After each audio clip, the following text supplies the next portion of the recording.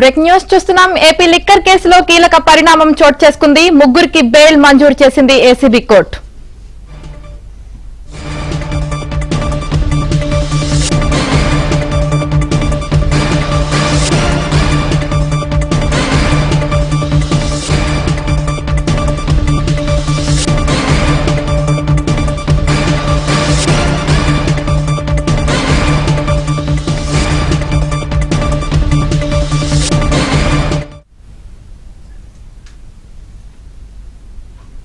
Break news చూస్తున్నాం. AP liquor కేసులో కీలక పరిణామం చోటు చేసుకుంది. ముగ్గురికి బెయిల్ మంజూరు చేసింది ఏసీబీ కోర్టు.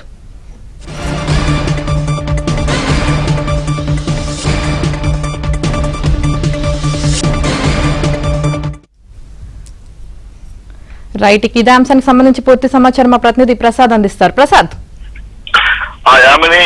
విజయవాడ ఏసీబీ కోర్టులో ఈరోజు కీలక పరిణామం చోటు చేసుకుంది. మద్యం కుంభకోణానికి సంబంధించి 10 నిందితులు బెయిల్ పిటిషన్ దాఖలు చేయగా వీటిపై ఏసీబీ కోర్టు విచారించింది. గతంలో ఒకసారి చేసిన బెయిల్ పిటిషన్లపై విచారణ చేపట్టి మొత్తం నిందితుల బెయిల్ పిటిషన్ డిస్మిస్ చేసింది.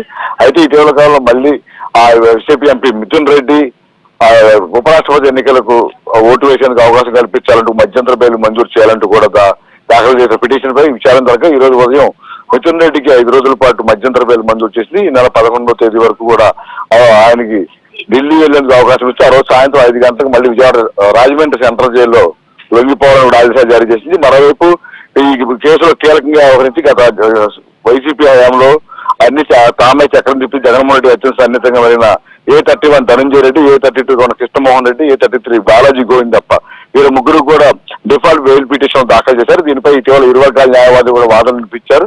వారి అరెస్ట్ 90 రోజులు పైగా కావడం, అదేవిధంగా అది వారి అధికారులుగా ఉన్న నేపథ్యంలో ప్రభుత్వ ఆదేశాలు పాటించారు తప్ప ఎక్కడ నేరుగా అవినీతికి పాల్పడలేదంటూ కూడా వాదనలు వినిపించారు. దీంతో వారి తరఫున న్యాయవాదుల వాదనలతో ఏకీభవించిన ఏసీబీ కోర్టు కొద్దిసేపు క్రితం ముగ్గురికి కూడా బెయిల్ మంజూరు చేస్తూ ఉత్తర్వులు జారీ చేసింది. దీంతో ఇప్పుడు మద్యం కుంభకోణంపై పెద్ద ఎత్తున చర్చ అయితే నడుస్తుంది.